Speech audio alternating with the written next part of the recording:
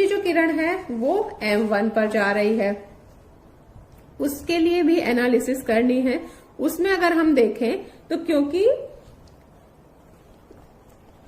जो ये गति कर रहा है, ईथर के माध्यम में गति कर रहा है, तो ये जो किरण M1 पर जा रही है, तो जब ये M1 तक पहुंचेगी तब तक ये जो एपरेटस है वो कुछ दूरी चला जाएगा, और जब वो वापस M1 से रिफ्लेक्ट, तो वो वहां पर M1 यहां पर ना जाकर थोड़ा सा दूसरी जगह पर उससे जाकर रिफ्लेक्ट होगी, और इसी तरह जब वहां से रिफ्लेक्ट होकर वापस P पर आएगी तब तक फिर और दूरी तय करते हुए वो P की एक अलग पोजीशन पर जाकर वापस आएगी।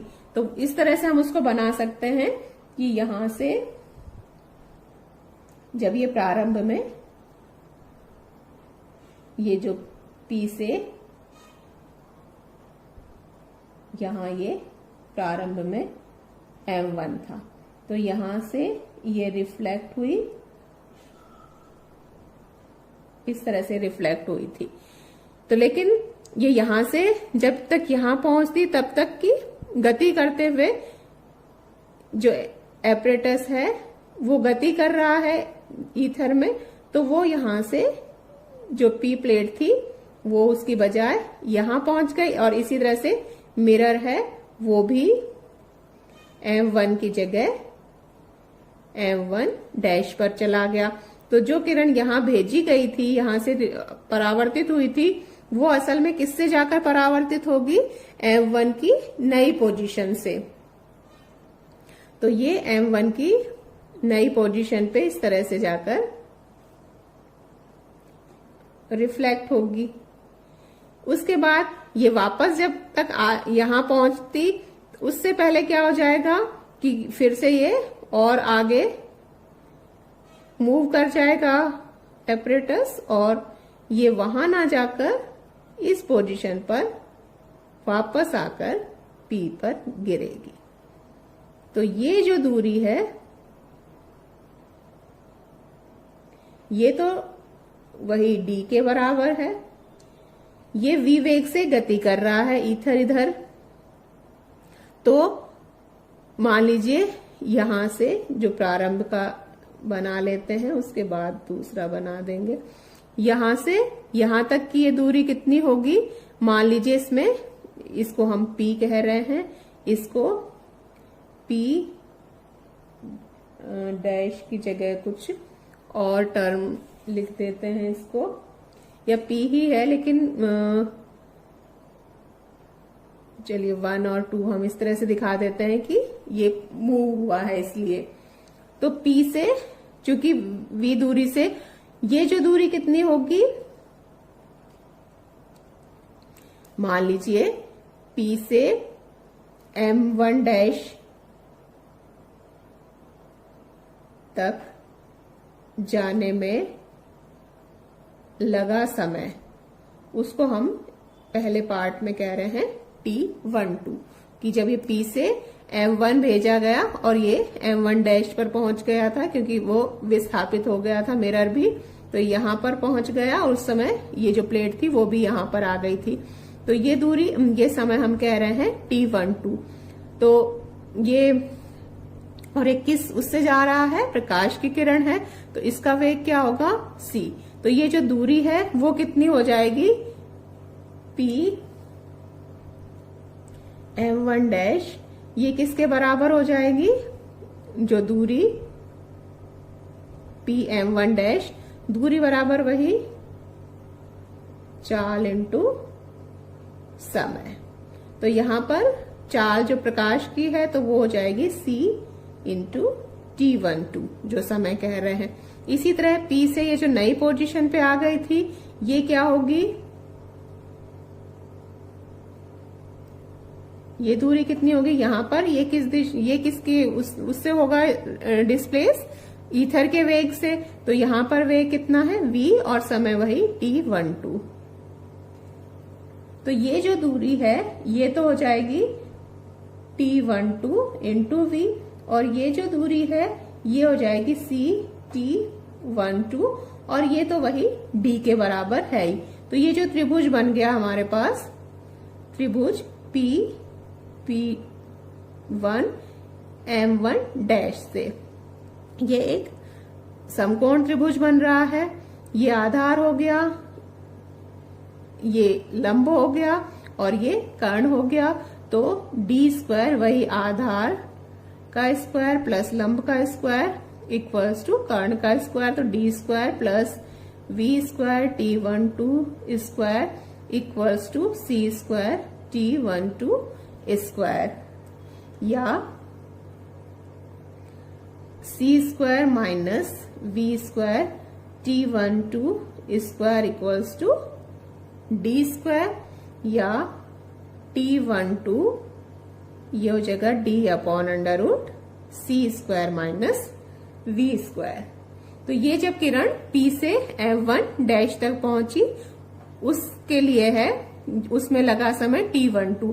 इसी तरह से जब ये वापस आएगी उसमें समय अगर हम कह रहे हैं M1 डैश से, इसी तरह से कर देते हैं M1 डैश से, अब ये नई पोजीशन पर आ गई P2, तो P2 तक आने में लगा समय, उसको अगर हम T22 कहें तो सेम उसी तरह का होगा कि ये V इंटू T22 हो जाएगा, ये C इंटू T22, ये V और T और ये वही D। तो सेम वही एनालिसिस हो जाएगा कि D square plus V square T22 square equals to C square T22 square, और सेम उसी तरह से आएगा डी अपॉन सी स्क्वायर माइनस वी स्क्वायर। अतः P से M1 डैश पर परावर्तित होने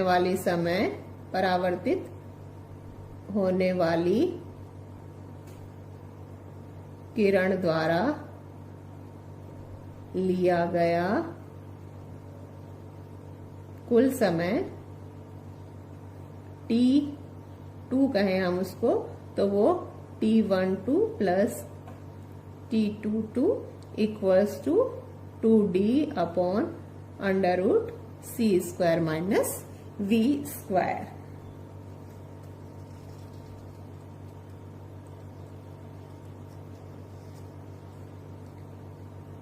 अब इसको इस तरह से भी लिख सकते हैं कि वही जैसे पहले लिखा था कि T2 equals to 2D, C common ले लेते हैं, C स्क्वायर का अंडर रूट तो कॉमन ले लिया, 1 माइनस वी स्क्वायर अपॉन सी स्क्वायर, तो 2D upon C, 1 minus V square upon सी स्क्वायर वही -1, या T2 equals to 2D upon C, 1 plus V square upon C square, ये -1 2 जाएगा, तो 1 plus V square upon 2C square, ये -1 upon 2। तो ये T1 समय तो जो M2 मिरर पर जा रही है, और T2 M2 मिरर पर जाने वाली के लिए T1 कुल समय, और जो M1 मिरर से आ रही है उसके लिए जो समय हो गया वो, तो ये तो कौन सा समय है जो कि परावर्तित किरण के लिए था, और वो M1 पर जाने वाली, और पहले निकाल चुके हैं। तो दोनों में समय अंतर कितना हुआ, परावर्तित और अपवर्तित किरणों के बिंदु P तक पहुंचने में लगा समयांतराल या समयांतर delta T equals to T1 minus T2। T1 का मान आया था 2d upon C 1 plus V square upon सी स्क्वायर, T2 का मान minus 2d upon C 1 plus V square upon सी स्क्वायर 2c स्क्वायर। सॉल्व करेंगे, ये फर्स्ट टर्म कैंसिल हो जाएगी और ये आ जाएगा 2d upon C V square upon सी स्क्वायर 1 माइनस 1 अपॉन 2, तो 2d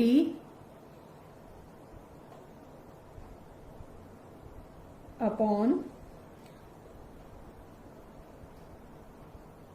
सी, ये सी स्क्वायर नहीं है, 2d अपॉन सी है, तो 2d we square upon C cube, और यहां से आएगा 1 अपॉन 2, ये 1 अपॉन 2 इस 2 से कैंसिल हो जाएगा, तो delta T equals to D V square upon C cube. अब उपकरण को यदि 90 डिग्री से घुमा दिया जाए तब क्या होगा, M1 तो आ जाएगा M2 के स्थान पर, और M2 है वो M1 के स्थान पर चला जाएगा। तो फिर से इतना ही समयांतराल फिर से आएगा, तो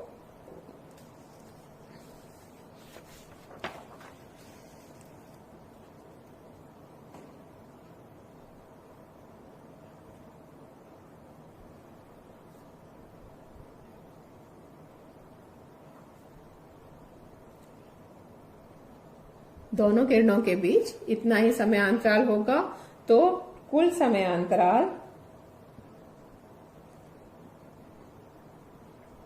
जबकि उपकरण को 90 डिग्री से घुमा दिया जाए,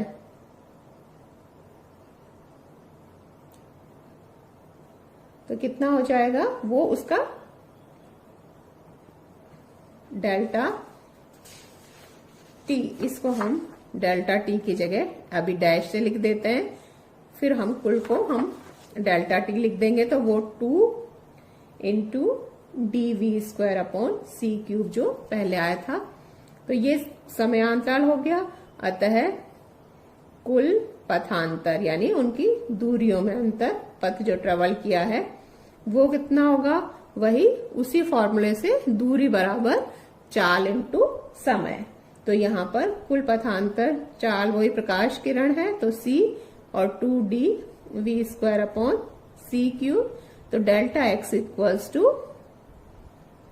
2d we square upon C square. तो जो दो किरणें हैं उनके बीच इतना पथांतर हो जाएगा, एक परावर्तित किरण और अपवर्तित किरणों में, और अतः यदि n फ्रिंजें विस्थापित होती हैं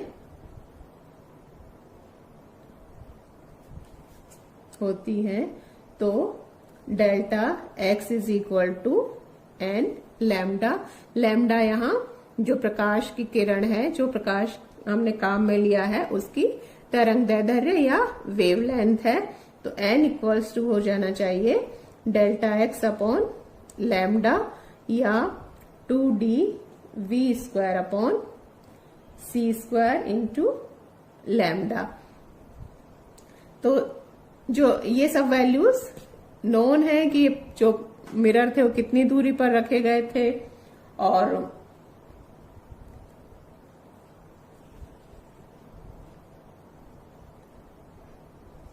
ये v है वो पृथ्वी का वेग, और ये सब करते हुए ये सब वैल्यूज जब इसमें पुट करेंगे तो जो मान था वो आया, तो n इक्वल्स टू 0.37 प्राप्त हुआ एक्सपेरिमेंटली, कि इतना होना चाहिए कि 0.37।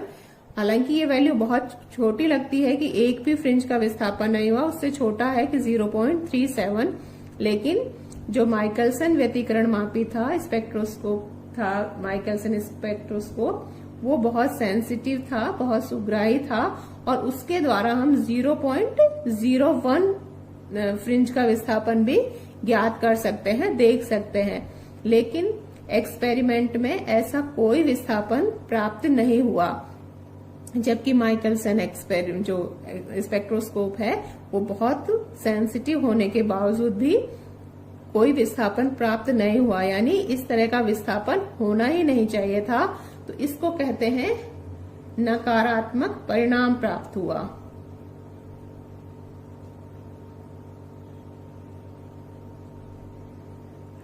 कि फ्रिंज का विस्थापन होना चाहिए था लेकिन कोई फ्रिंज का विस्थापन प्राप्त नहीं हुआ। इसकी फिर अलग अलग तरीके से व्याख्या की गई, लेकिन अंत में जो सबसे सफल व्याख्या थी वो आइंस्टीन ने की कि इस तरीके का कोई माध्यम एग्जिस्ट नहीं करता। प्रकाश की जो किरणें हैं वो उनको गमन करने के लिए किसी प्रकार के माध्यम की आवश्यकता नहीं होती, और ईथर की अवधारणा ही गलत है, ये माध्यम एग्जिस्ट नहीं करता। तो ये जो नकारात्मक परिणाम है, इसने ईथर की जो हाइपोथेटिकल प्रेजेंस थी उसको नकार दिया,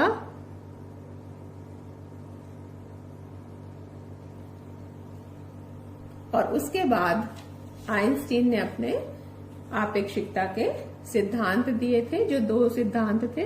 तो वहां वो सब हम पहले ही कर चुके हैं। तो इसके साथ आपकी ये यूनिट कंप्लीट होती है। नेक्स्ट यूनिट हम नेक्स्ट लेक्चर से स्टार्ट करेंगे।